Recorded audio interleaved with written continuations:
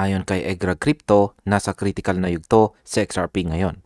Batay po sa kanyang chart analysis, posibleng magbukas ito ng panibagong direksyon sa market. At ang susi raw ay nasa $2.08 na price level. Kapag nanatili po si XRP sa itaas ng presyong ito, maaari raw itong magsilbing pundasyon ng isang malaking rally. Pero kapag bumaba po siya rito, posibleng manatili po siya sa matagal na consolidation phase. Ayan, ang $2.08 po kasi na presyo ay parang linya ng depensa. Kapag hindi po ito nabasag, maraming traders ang posibleng magparami ng kanilang holdings. Dahilan para sumigla o lumakas ang presyo.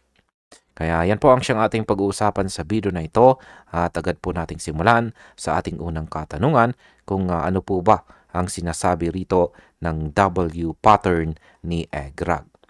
Yan, sabi rito, EGRAG's W pattern chart shows XRP forming a multi-year double bottom structure, a bullish indicator if confirmed. Ayan po yung kanyang chart dito. Ang tinatawag po ni EGRAG na W pattern ay nagpapakita ng matagal ng pagbubuo na XRP ng double bottom formation. Sinyalis po ito ng matibay na support zone.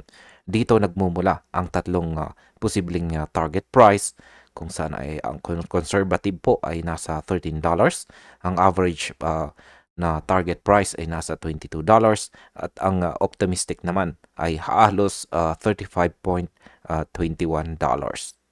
Ibig pong sabihin kung makalusot po sa XRP sa presyong $2.08, pwedeng magbukas ang daan papunta sa multi-year breakout.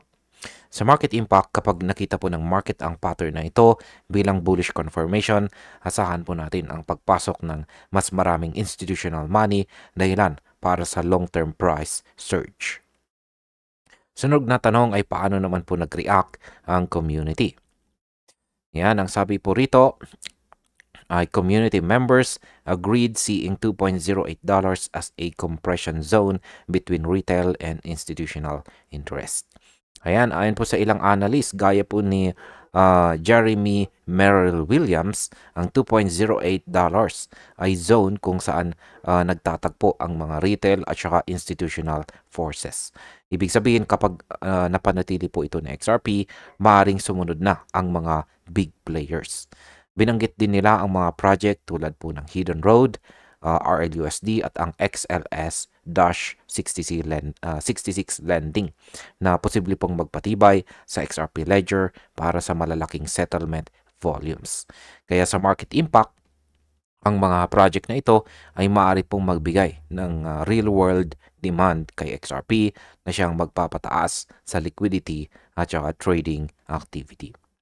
At ayan, bilang panghuli, ang aking opinion naman tungkol dito ay ang analysis po ni EGRAG ay malinaw na paalala po para sa atin bilang mga traders at investors na maging matalino sa pagpili ng ating mga targets.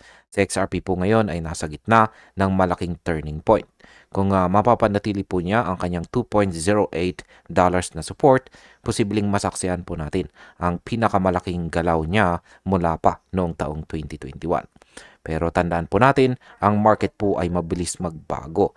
Kaya wag po tayong padalos-dalos, kundi maging handa. At ayun, hanggang dito na lamang po tayo sa video na ito mga ka-crypto. Maraming salamat sa panonood.